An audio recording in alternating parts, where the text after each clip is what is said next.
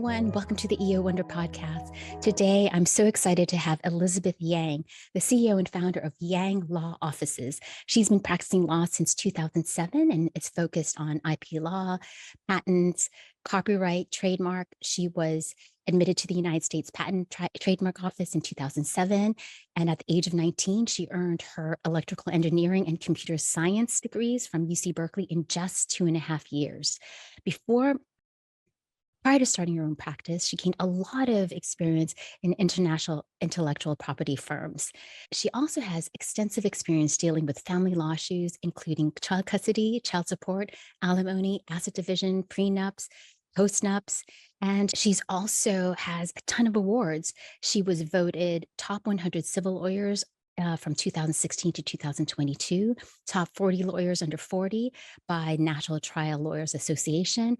From 2017 to 2022, she was recognized by Reuters Super Lawyers as a rising star, ranking her in the top 2.5% of lawyers in California. And she was recognized as the top 10% of lawyers in the United States by the Lawyers of Distinction Award. She was also presented with the Lawyers of Distinction Award, recognizing her as the top 10% of lawyers in the United States. She is also a best-selling author and to date has published a total of 6 books. Her first best-selling book, The Big Secret, was written alongside Jack Canfield, the author of Chicken Soup for the Soul.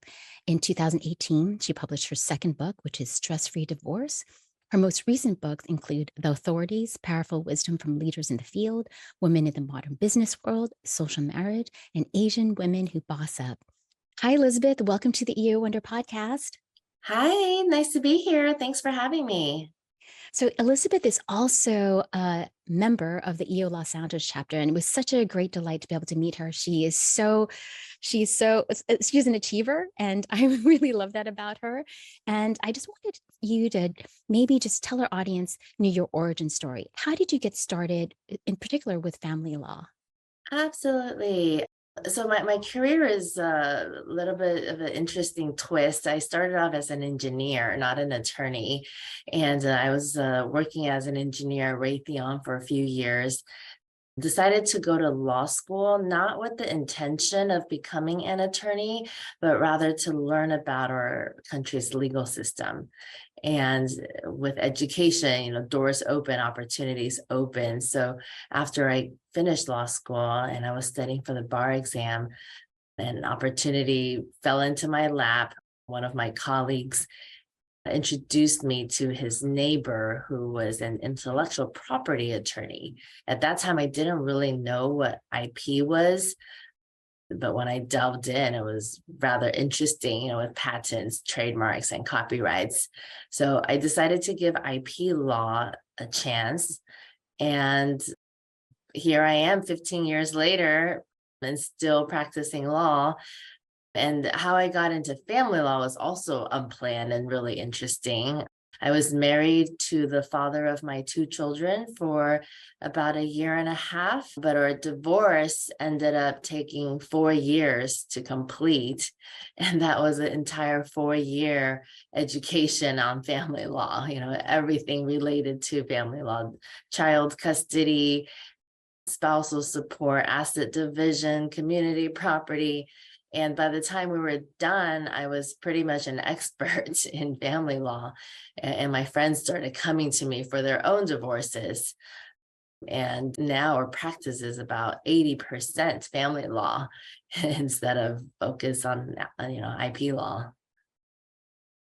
Yeah, and I know that we're focusing today in family law in our conversation because there are a lot of EO members who, because of just the situation of who they are and their busy schedules, they often have to go through divorce or maybe not. You also wrote a book called Social Marriage, so maybe we can also talk about those 2 things today. What do you think? Yeah, of course. Divorce, unfortunately, during the pandemic in the last few years, really skyrocketed. And I mean, it was good for our business, our business grew a lot, but it's really unfortunate that the divorce rate is so high right now. And in Los Angeles is approximately 70%. And the only reason it's not getting even higher than that is because a lot of millennials are choosing not to get married. They see their parents getting divorced, their friends getting divorced. I just, found out someone married for 44 years got divorced. Yeah, it's like, how can you be with someone for that long and then all of a sudden, get them out of your life? So it's really sad, but that's the reality of things right now. And that's why I published Social Marriage. And you had said that there are other critical times when people get divorced over the holidays, Valentine's Day. Why is that? You know, those are the times when stress levels are high and expectations are high. So when expectations are high, the chances of disappointment are a lot higher. So Valentine's Day is our busiest day of the year when someone doesn't get flowers or gifts or whatever they're expecting, and it pushes them over the edge. Of course, the relationship is probably not in a good place already. At that point, they call us, and we get a lot of calls from unhappy people on that day. So that usually Valentine's Day morning, we brace ourselves for a very busy day. And then of course holidays too, when expectations are high. Do you have any advice for people, I guess, to prevent or avoid divorce? I actually did a relationships workshop a couple of years ago. And when I handle my divorce cases, I actually try to see if there's any way for the marriage to be saved first. That's always my go-to. I ask the parties, like, have you guys tried counseling? Have you done this? Have you done that? Communicate it. Is it really the end of the relationship? If it is, then the next option I go to is mediation. I try to settle their case outside of court. And then, of course, the last option, if both of those things fail, is to litigate it and go to court. But for the marriage, there's multiple things. I share the 5 love languages with them to make sure they know what that is, how to understand their partner's love language, and that really brings them together. I use the talking stick method with them, which is a way to really facilitate communication. So one person will speak, and the other person who's not holding the talking stick will have to focus and listen and then repeat what they heard the first person say before they can respond. And by going back and forth, a lot of times the parties are able to resolve their own differences without even me providing any suggestions, because most of the time it's just a miscommunication issue. One person thinks the other person is saying something when they're actually not. I refer to relationships as a bank account. And the more deposits you put in, the more healthy your bank account is. And if you guys get into an argument, or something goes awry, it's not the end of the relationship. The balance may drop a little bit, but you're still at a healthy balance. But if you're keeping the balance close to zero or living paycheck to paycheck, and an argument happens and it brings it to negative, then your relationship's not in a healthy area and it could go into divorce. So it's really important to continue feeding it regularly. They say you're supposed to keep dating the other person, even though you guys may have been married for 10 plus years, but having that mentality is really important. Do you think that if you knew these skills prior to getting married, you would have prevented your divorce? Or was it just his actions or I've definitely asked myself that question, but I think there's two folds. The first step is picking the right person. If you have the right person, then it's definitely workable. Using these tools, working on it, communicating, it's definitely possible to resolve issues if you have the right person. But looking back at my ex-husband, I don't think I picked the right person. So even with these tools, I don't think we would have worked out. I grew up without a father figure in my life. And so that definitely affected the men that I picked to be with in my life. So I attribute it to that. And back in the day, I was pretty naive and didn't know, wasn't as self-aware about myself as I am now. So I just picked on a instinct, and just went with who I thought would be best for me. And, didn't realize I had to do so much with my childhood and, how I was programmed growing up. So when I finally realized, okay, I should stop going for men who are unavailable, or stop going for men who are hard to get or bad boys, just because I didn't have a father figure doesn't mean I should try to, always go for that.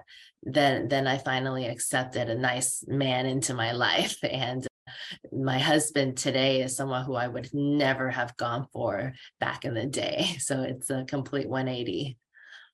What is the difference? Your first husband was a My boy, or my first husband, so when I was an engineer, how we started the podcast, I told everyone I was an engineer. There was a lot of men in engineering. The ratio when I was going to school at Berkeley was 12 to 1. So in my classes, for one female, there'd be 12 male students. So there was an abundance of men. But a lot of the engineering men are like good guys, they're like nerds. They're not the player type. They're not the bad boy type.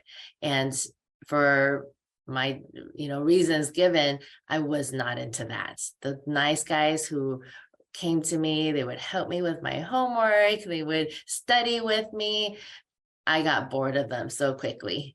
My one of my ex-boyfriends, not my ex-husband, he this gives like a good impression of the type of men I was into back in the day. He had a Harley Davidson, he had tattoos all over his body, he had a gold star on his tooth, smoked cigarettes, like all those things. And I, for some reason, was attracted to that kind of guy.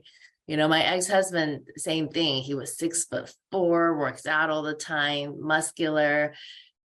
He's Bulgarian, so he's blonde hair, blue eyes, but total womanizer. Like, told me exactly what I wanted to hear. Perfect gentleman when it came to dating, but total womanizer. And we ended up getting pregnant 3 months after meeting, got married because we got pregnant. And my mom wouldn't let me continue with the pregnancy unless we got married, being the traditional tiger mother. And it was a relationship that was not planned. And, I created it because of the type of guys I was choosing in my life. And after we had 2 kids, I find out that he is not the type to stay monogamous. Shouldn't have been a surprise at that point. So yeah, the big difference. And my current husband is the total nice guy. Cooks, cleans, supports me in any way, completely honest, loyal. And when he asked me to be his girlfriend and get into a committed relationship, when we started dating a few months into it, I told him no. I told him, you're not my type, and I'm gonna get bored of you after a few months, and I don't want to break your heart. And he said, give us a chance. If you break my heart, I'm a big boy, I'll take care of myself, but give me a chance. And we're celebrating our 12-year anniversary in about a week. So, here we are, complete night and day between the two men. I'm so thrilled. It's just so nice to see a woman entrepreneur who was such a, you make such a great impact, not only in the chapter, but, surrounding chapters. And you're such an inspiration. And to also have a really healthy relationship. I'm so thrilled to hear that. It wasn't like that, and they say challenges are blessings in disguise. I really believe that, because I think if it wasn't for my experience with my ex-husband, playing with fire, getting burned, getting my heart broken, going through that divorce, I wouldn't be able to appreciate my current husband the way I do today. And I think these are some challenges that we really have to undergo. There's a lot of quotes that say that. It's just, you can't theoretically say, like, obviously, this person who's like a bad boy or, womanizer potentially, we have to just go through it. because Mhm. look at the change that happened now, a healthy relationship, 12 years marriage. I mean, it was worth it in a way. Definitely, yeah, so many lessons learned, and that actually is also why I have my book, Social Marriage, because I've gone through a divorce myself. I see divorce in my daily clients. Social marriage is something that my husband and I created. It's very similar to legal marriage, but the main difference is we don't sign the legal license, and from a legal perspective as an attorney, I see that when someone signs a legal license, it's essentially signing a legally binding contract without knowing the terms, without the ability to even read the terms. And if you take a step back, it's like, why would anyone want to do that? Sign a legal contract without reading the terms, except because it's like blindly trusting, right? But any kind of contract, whether it's a partnership agreement, or buying a property with a parent or a family member, it's just not a smart idea to jump into a contract and trust them just because they're family, without reading the terms. So the reason I say it's like signing a contract without reading the terms is because the law that applies to a divorce is not where the marriage took place. It's where the parties are residing if the divorce happens. So no one can know where the parties are residing at that point Right. because California has different divorce laws than New York or Hawaii, Mhm. right? Yeah, and not just the States. Maybe, a few years after the marriage, we could be living in another country. That That's country's right. laws are completely different. I just went to Indonesia during winter break, and in Indonesia, if someone cheats, they go to jail. Yeah, Wow. it's so different from here in California, where, California is a no fault state. Well, Yeah, that would stop people getting there. married and womanizing. Exactly. Yeah. So most people who get married, they don't know how alimony is calculated. They don't know how child support is calculated. They don't know how to tell the difference if something is supposed to be community property or separate property. They don't know how a prenup is enforced. So there's so many questions that I didn't know when I was filing my divorce petition. Even though I was already an attorney at the time, but I didn't specialize in family law at the time. So I had no idea how these questions were answered.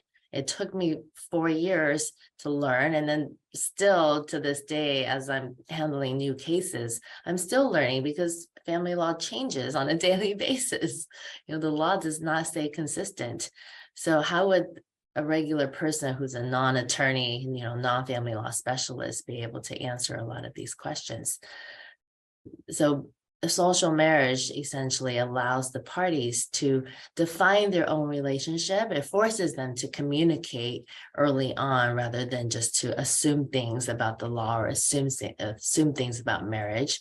And we're still able to, let's say, purchase property together, but we're able to communicate it early on and say, this is a property that we're going to own together. And this is something that I'm going to own alone. And this is something you're going to own alone. And this is a debt that I'm going to take on and I'll be solely responsible for it. Creditors won't be able to come after you if I default on the loan. And same with you, if you go out and do something that I don't know about, I'm not going to be automatically responsible.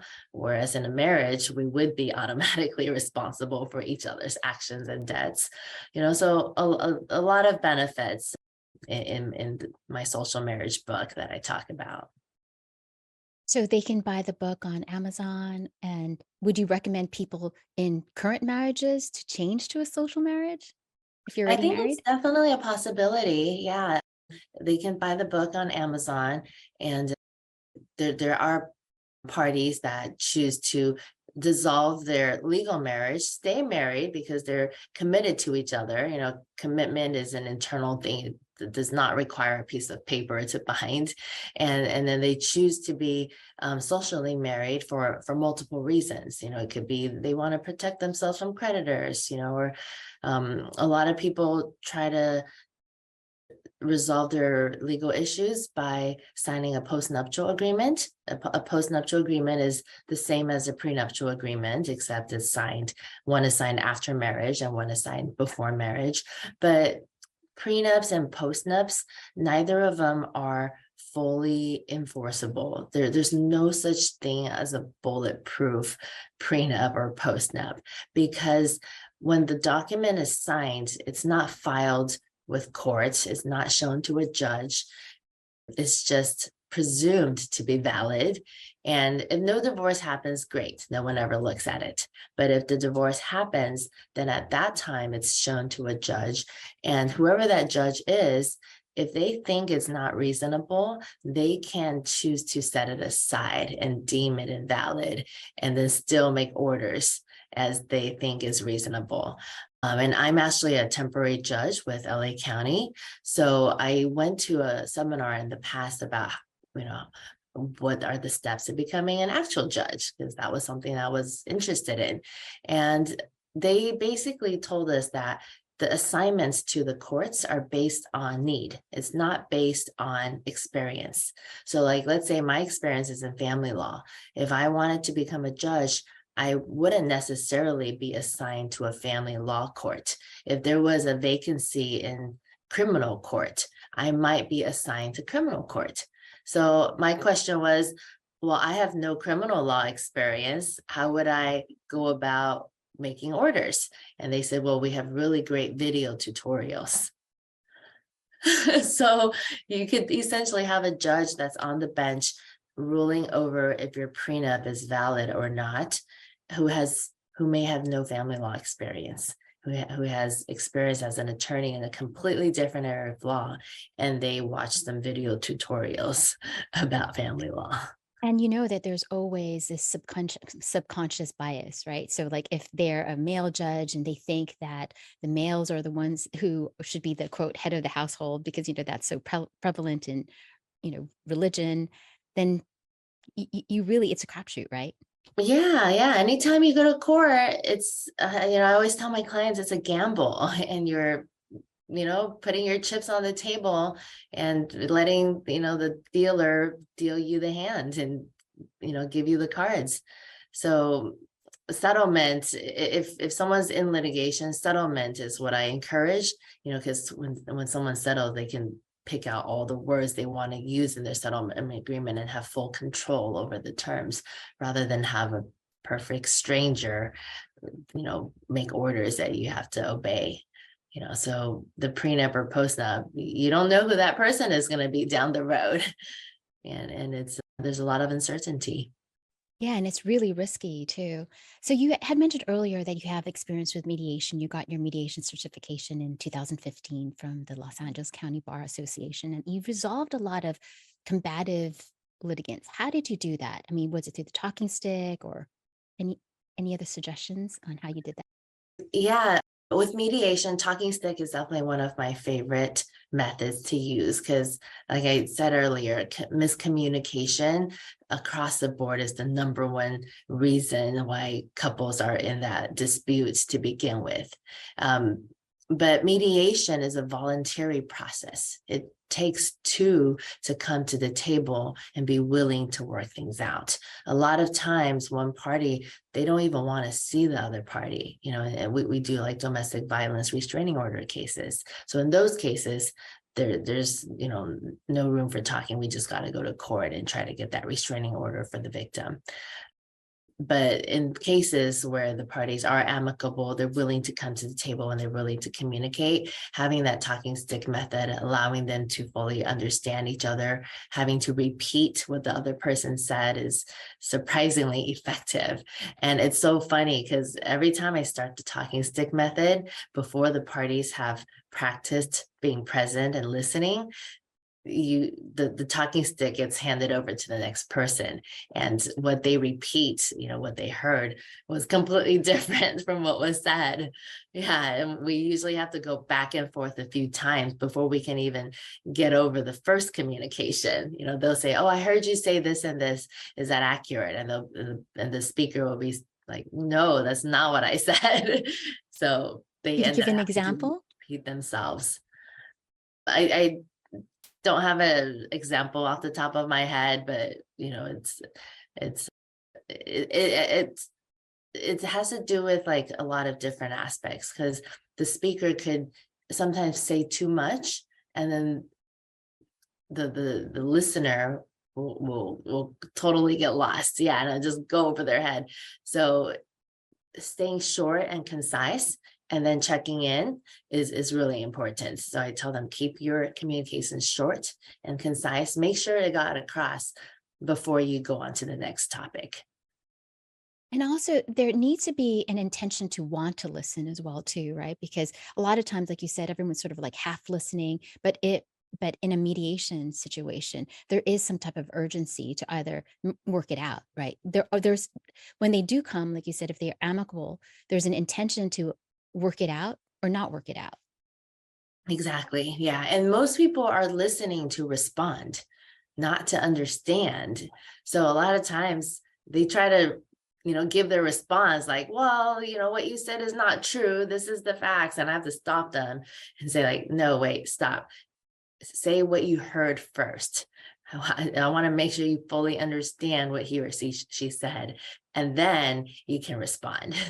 So then they end up listening and understanding because they want to respond. Otherwise, the rules say they're not allowed to respond. And the funny thing I do is I have a piece of paper in between the two parties, and whoever breaks the rules gets a -1 point. Like Oh, if you talk when you're not holding the talking stick, you get a -1 point. And they will follow these rules just like kindergartners, because they don't want to lose points, even though these points are not going to buy them anything, but they don't want to lose to the other party. So they'll obey the rules.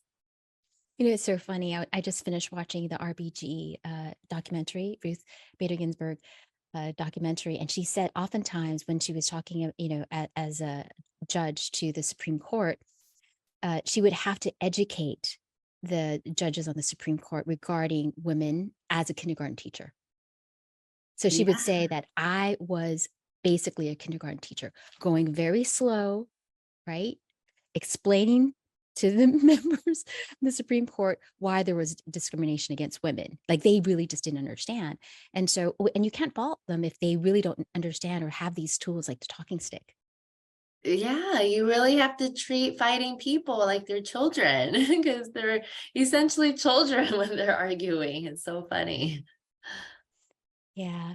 So I mean, when you're in these situations, when everyone is combative, how do you stay cool? Is it your electrical engineering background, or what is it about your personality that allows you to just be unflappable? You know what? It's funny because like I attribute it to my low blood pressure. You I too? have low blood pressure too. Like I could like faint anytime. I do too. I Really? know. Yeah. Well, it's like it's normal for me. Like when I go to a doctor's appointment and they take my blood pressure, a lot of times it's so low that they can't even measure it. And then, they have the automatic thing, and the automatic thing won't work. And then so they have to manually measure. And then the nurse will look at me like, that's really low. Is this normal? And I'll say, it's normal. It's always like this. And they're like, do you feel faint? Like, are you okay? And I'm like, I'm totally fine. Like I have high energy, and this low blood pressure is normal for me. And I've lived with it my whole life.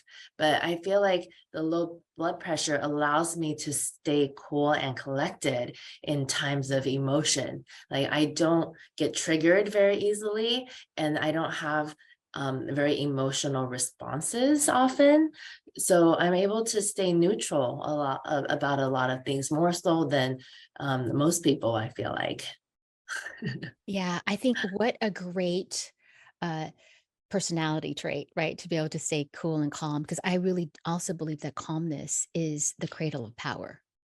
I do too. Yeah. Because the word responsible uh, essentially breaks down to the ability to respond. So things that happen in our life, how or results are is how we respond to stimulus. And if we're able to stay neutral and not panic, during emergency, they're like, don't panic, because when you panic, things go crazy. So staying calm and collected, being able to have that clarity in your mind and making a good response to every situation really dictates the results. And rather than be emotional about things, I'm able to stay calm. And I think that's why having an attorney is so important, because in anyone's divorce, the parties are going to be emotional, right? I was emotional during my divorce.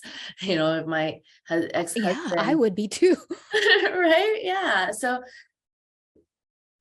I always tell the parties, even if the parties are an attorney, like, don't represent yourself in a legal case, because the emotions will come up if you're in a mediation or if you're in court, and you're not going to be able to respond clearly and think clearly. So having an attorney who's able to stay out of that emotional state and be able to tell you, do this, do that, advise you, that's really important. I think that's so powerful advice, because if you were giving birth, right, like you wouldn't be doing it by yourself. You want someone who's there, who's done it many, many times, who's calm, right, who's educated to help you go through that process, because it is a process. It is. It's absolutely is. Yeah. And most of the time, whether it's divorces, or probate court or civil litigation, there's always emotions involved. And I think maybe that's also probably because you're so calm, you can probably see where your attention is going. Like if it is a little bit combative, you can direct your attention and say, well, you know what? I'm just going to write this book. We've written 6 books, right? So I'm just gonna direct my attention not to this aspect of whatever's happening around me. It's something that I really wanna pay attention to, right? Educating people, maybe hiring more attorneys or things like that. So when there are situations like, let's say you have to fire one of your lawyers, how do you do that? Managing a law firm is a whole different animal. Sometimes it's like more difficult than practicing law and going to court. But I think it's, being an EO member it's very similar to all business owners, managing, hiring, firing. I actually brought my husband on to my team last year. He's not an attorney, but he's got experience with HR and operations. And so I don't like terminating people. And now that I have him on my team, he's probably termed thousands of people in his career, over his 15 to 20 years of HR experience at a lot of major corporations. So I'm having him do the dirty work nowadays. He sits with me and we term an attorney together, but that conversation is very difficult. And I have business coaches in my life, and they've explored my childhood, and I have abandonment conversations because of growing up without a father. And so when an attorney leaves the company, that triggers the abandonment reaction from my childhood. But by being aware of it now, I'm able to notice it, shut it off, and then come from a neutral stance and be like, okay, I'm not going to take this personally. And how can I come up with the best solution for it? So being able to be present to those things really helps, and being able to ask for support, like getting support from my husband or from other team members during things that I'm not as comfortable or as drawn in, that really helps too. Yeah, I'm terminating someone today, and I used to be really bad at it, but I went through the Academy for Coaching Excellence, and one of the things that I was taught to do is just to look at the person as a hero, whole and complete, someone who has their own answers, someone who has, I mean, who needs to be treated with dignity and respect. And because before I used to feel sorry for people. I'm like, oh no, like, how are they going to pay their mortgage? How about their kids? And I would feel sorry for them. But that's really like, we don't need to feel sorry for people. They're on their own journey. They made these, this is where they are. And I have needs too. So it's great that you have your husband to support. My husband also works for the companies, and he's so good with people. So great. Yeah, so good. Yeah. Yeah, that's really great. I think a good way to see it as you're forwarding that person. You're forwarding them on to a bigger and better opportunity that fits them more.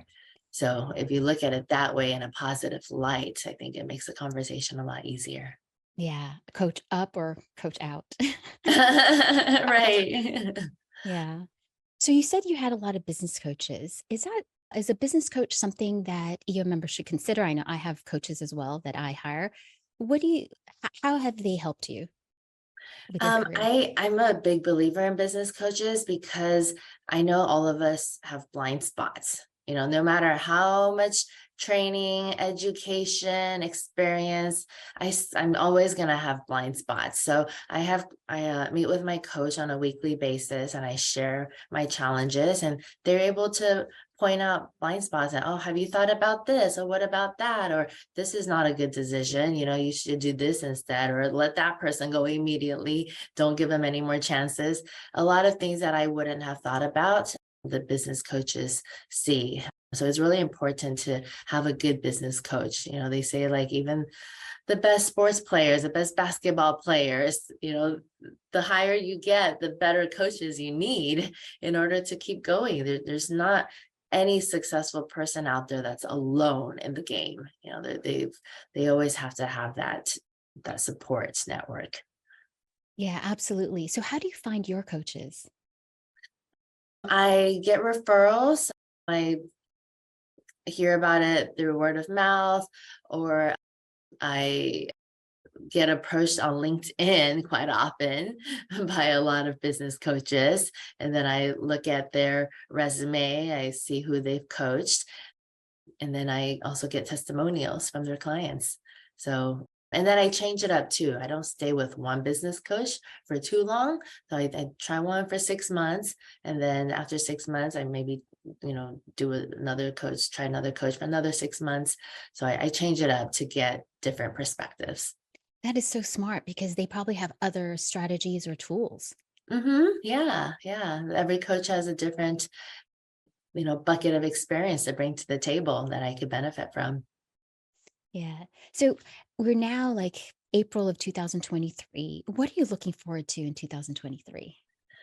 The big thing right now is artificial intelligence, right? Chat GPT, how that's playing a role in our society. And there's a really big impact in professional services.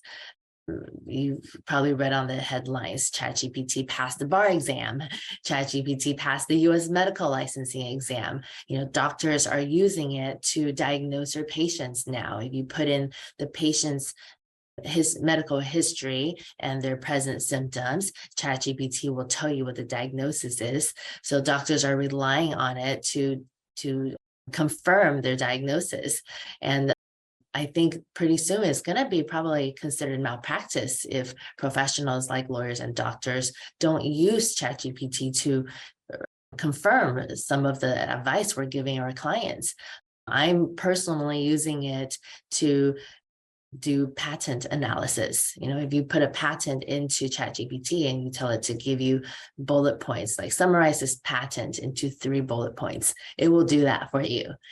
Give me some ideas of how to overcome this office action, and it'll give you a whole analysis that you can utilize in the response. It can draft legal contracts. So let's say usually it'll take me 3 hours to draft a legal contract, but now I can just put in the requirements in the ChatGPT. It'll spit out a contract in, a few Minutes, seconds. Yeah. seconds. Yeah. Seconds, less than a minute. And then it'll take me now half an hour to revise a contract. It may not be ethical for me to charge my client 3 hours if I can do it in half an hour. So there's, and this has only been out a few months. Imagine what things are going to be like a year from now, 2 years from now. It's just advancing so quickly. Like I can't even imagine. New things are coming out on a daily basis. So it's a crazy world we're living in today. Yeah. So you have ChatGPT 4, right? Obviously, you have the Yeah. subscription. Yeah. Yeah. Yeah. Which is Yeah. way more smart than 3. Yeah, well, Sam Altman, the CEO of OpenAI, was basically saying that he's worried about disinformation. And he's also worried about people using the tool for cyber attacks. So those are the two things that, those are big ones, right? If you are spreading information or putting wrong information in ChatGPT or in OpenAI, it's going to think it's real, right? Yeah, Yeah. yeah. It's like any other intelligence. If it gets into the wrong hands, it could be really dangerous. So there's a lot of fears around AI right now as well. Like what if this, what if that? And of course there's all these like movies that we've had in the past about AI that usually had a bad turn somewhere. So a lot of uncertainties at this point as to where the future is heading to. Yeah, my daughter, goes through Harvard Westlake, is now they're pulling out those blue-lined workbooks. They're not allowed to use it. Usually, they're able to use their laptops for exams. They Yeah. brought it back. Yeah, Yeah, yeah, yeah. yeah, Because yeah, what if someone is just, using the exam to give them answers during, yeah. yeah, using ChatGPT for answers during exam. And then now there's like software to counter that. Professors can use the software, put in a student's answer from a homework assignment or an exam into ChatGPT and say, tell me if this was produced by artificial intelligence. And ChatGPT will tell them if it's original or not. Wow, that is so crazy. But we really can't be cynical with technology. That if you say, I want you to write an essay on how to remove a peanut butter sandwich from a VCR in the King James version uh, tone of voice, I mean, it will do that for you. We'll do that for you. Yeah. Yeah. Yeah, So and you can like, have a conversation with like someone who's no longer with us, like a celebrity, like, hey, I want to talk to Martin Luther King. Pretend you're Martin Luther King and let's have a conversation. And it will use the voice, the tone, the everything, and you're essentially having a conversation with someone who's no longer on this planet. yeah. And on the other side of it, right? Like look what happened with Samsung, right? With Samsung workers actually accidentally leaking trade secrets because they wanted to summarize their notes from a meeting. Like that's confidential data that's out there now for the world to use. Like, Right. right. So you have to train your employees how to use it as well. Exactly. Yeah, it's so many things that can be done with it that most people haven't even thought about. So I'm highly encouraging my employees, my circle to go and play with it and utilize it as much as possible because it's only going to continue advancing. And if you're scared to use it or you fall behind, you're going to fall behind exponentially. Yeah. So how do you think that besides educating yourself on AI, and you had mentioned like billing hourly rates, do you think that you could just expand your practice further because you have a ton of lawyers and a ton of offices? Do you think that ChatGPT can help you just make a massive, you know, I don't know, more employees for you? It's possible, and definitely in terms of transactional law, drafting contracts, reviewing documents, anything that has to do with writing, because ChatGPT is an excellent writer. The level of writing ability is like better than most human beings. So any transactional stuff, yes, I think that's very scalable and that's going to make our jobs a lot more productive. But in terms of litigation, it's still going to require the human touch. Like family law attorneys, we actually act as therapists a lot of times more than lawyers. Or clients come in, I always have a box of tissues on my desk ready to you know support them. There's a lot of tears that are shed during this very difficult time, and it's not going to be the same having them speak to a robot Right. than speak to a human being who's here to be there for them and listen to them. So in that sense, they're still going to need a human attorney for that aspect. But in terms of drafting documents and that kind of legal work, I could see that being replaced by ChatGPT in the long term. Oh, so maybe it'll lower your payroll then. Yeah, yeah, replacing it with AI instead. Yeah. Yeah, but it's going to make our lives. I think it's going to change how jobs are done and how services are performed for sure. Yeah, it's a really exciting time, and if all know how to use the tools, but if you take a look at even electricity, right? Like electricity could be used in a bad way to, you know, so it is a tool that we Yeah, have and to use. anything. Yeah. Yeah, yeah. But, as technology advances and human roles shift, there's going to be a lot of other jobs that are available. Like my daughter, today's actually her birthday. She's 14 today. Oh, And happy. people ask her, what do you want to be when you grow up? And her answer is, I can't tell you right now because the job that I might be doing when I graduate may not even be in existence today. Wow. Wow. Wow. Or maybe she can just say something generic like an entrepreneur, Right. right? Right? Yeah, A yeah, problem solver, somehow. Yeah. yeah, that too. Yeah. And so you just mentioned your daughter, and how do you manage your day? Because you are also a mom, a wife. What does your day, a typical day look like for you?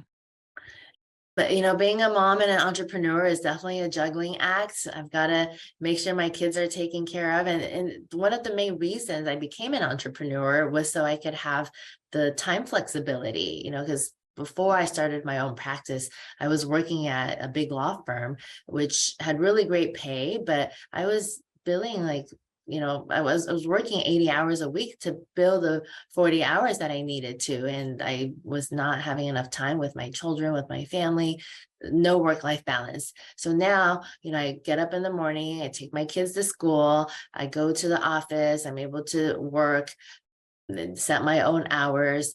I'm able to go pick them up from school in the afternoon, take them to their extracurricular activities, make sure I don't miss any of their practices or events. And then I can work late at night after dinner, when they go to bed. I'm a night owl. I work better at night actually. And I set my own hours. I don't have to be at a certain meeting, or report to a boss or anything like that. I schedule my clients around my kids. So it's great to be an entrepreneur and to have that work-life balance available. And also make use of it because I do know a lot of entrepreneurs who have that like 9 to 5 schedule and because it's ingrained in them. And it's okay for you to be flexible with your time as well too, right? Because they'll feel Yeah. guilty, like, well, I should be working when everyone else is working. I'm like, why not? Why? Like Yeah, yeah. I'm going to the spa with Cindy and oh no, Cindy, Amanda, and Daisy today at 3:15. We have a massage scheduled in Oh my Arcadia. gosh, how fun. Yeah, so you Yeah, couldn't do yeah. that if you were a W-2 employee. No, You're like, no, what? You're no. at a massage, you're fired. Yeah, Yeah. exactly. I just have to schedule the termination of my employee, like, in between that, so but, like, no biggie. Yeah, as long as things get done, and sometimes as entrepreneurs, we end up having to work on weekends, or when I'm on True. vacation, I have to be available to my clients. I can't just walk away. So there's pros and cons, but I still love that freedom of being able to choose and create my own schedule. Yes, that is so true. Yeah, when things sort of hit the fan, you have to be there and be responsible for that, for sure. Yeah. Yeah. So how do you take care of yourself? Like, what does your self-care, routine look like? Well, self-care, I'm a big foodie and I love traveling. So I've been traveling a lot this year, actually. I've been trying to make up for lost time, the lack of travel options during the pandemic. So my husband and I go to restaurants regularly to, have date nights. And we just got back from 10 days in Fiji last month, and then a week in Taiwan earlier this month for my kids' spring break. And then end of the month, we're going to South Africa for the Global Leadership Retreat with other EOers.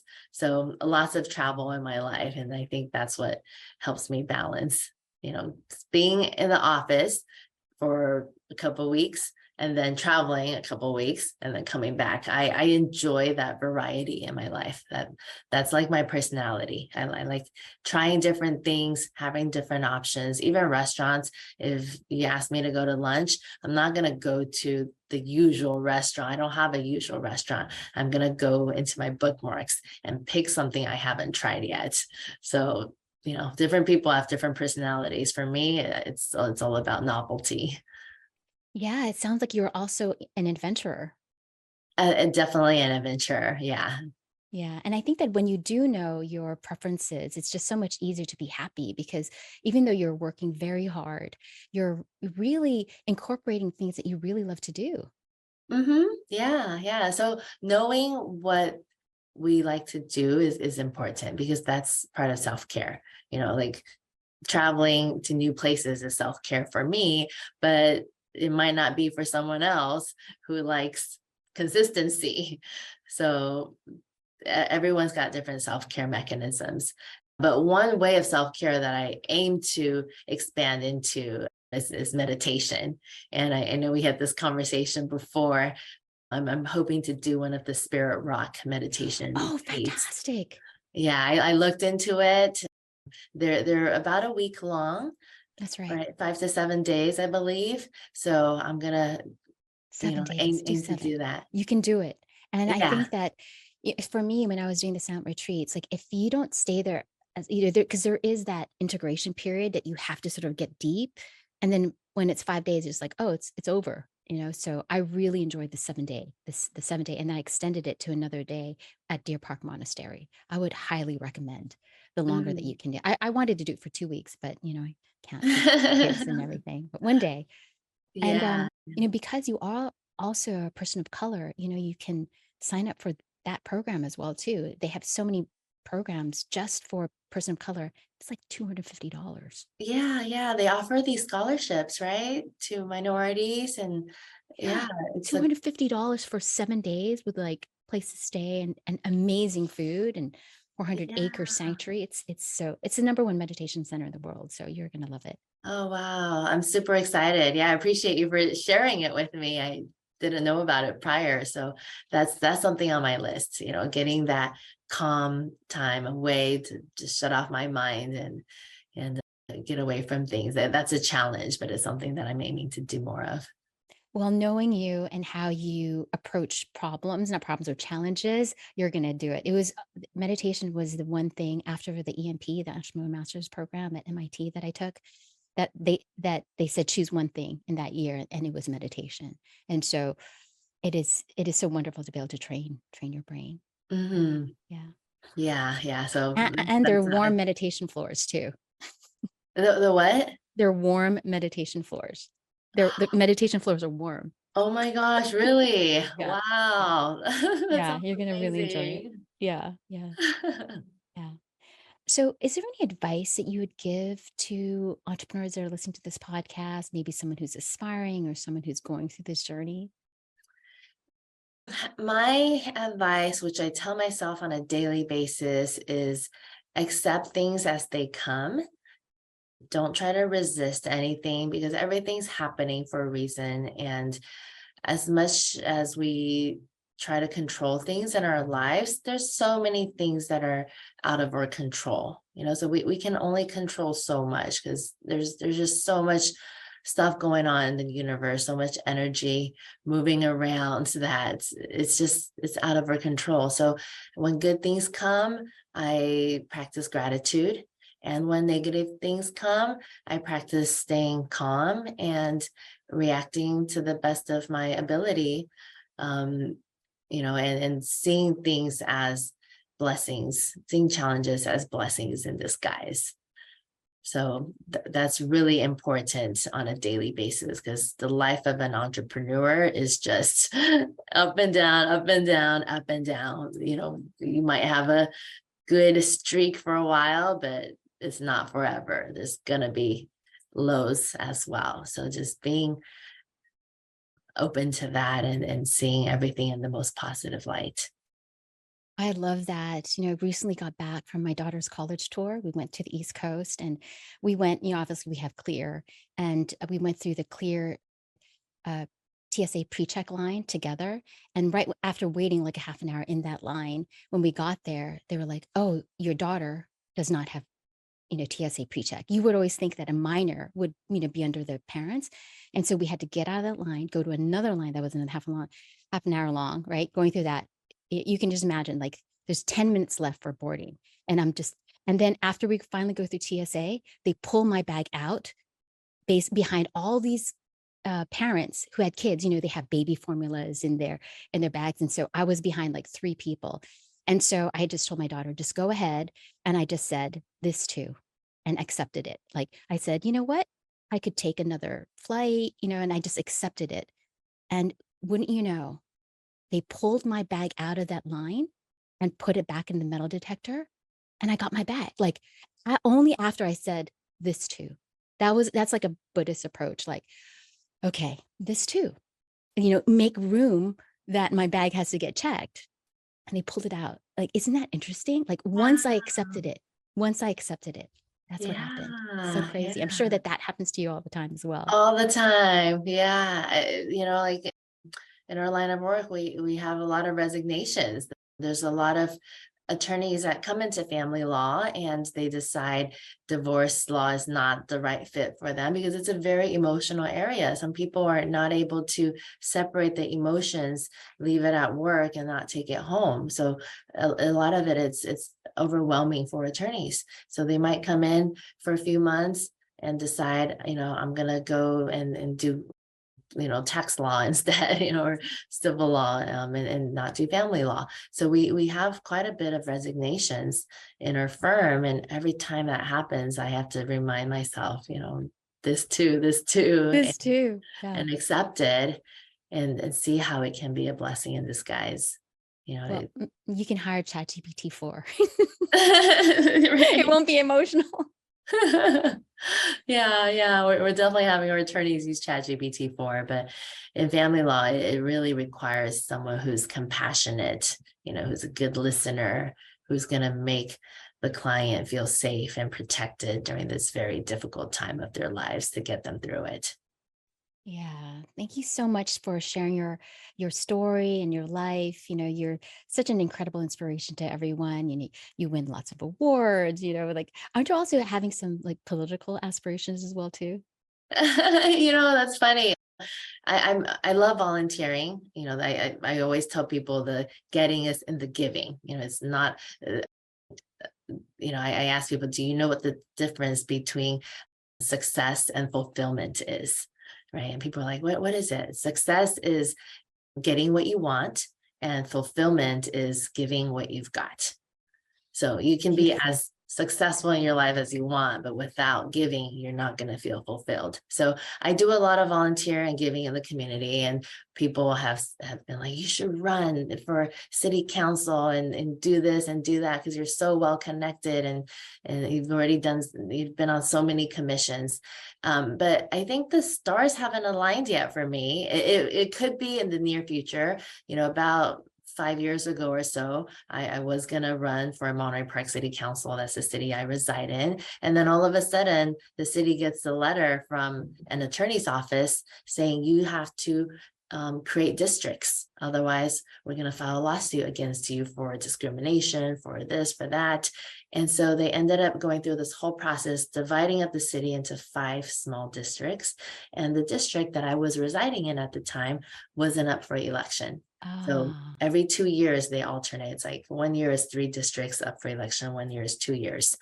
And in December of 2019, I moved into a different district. We bought a new house, and that district wasn't up for the next election. So the timing was always off. And maybe that's the universe's way of telling me, focus on the divorced clients who need you, focus on your children, focus on whatever else. But I'm still open to it. And one day when the star aligns, I will, step into what I'm supposed to step into. But I'm waiting for that window to open for me.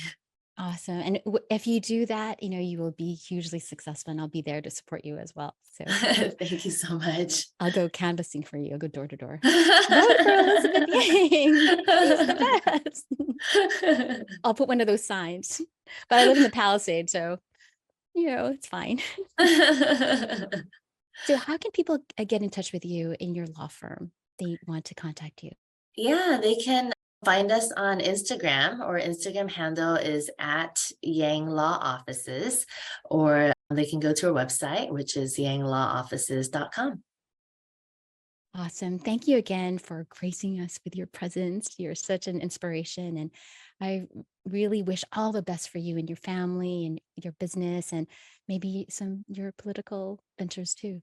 Thanks so much for this opportunity. It's been such an honor and pleasure to be here. You're an inspiration to all of us. And thank you for continuing to do these podcasts for all of the members. Thanks, Elizabeth. You're the best.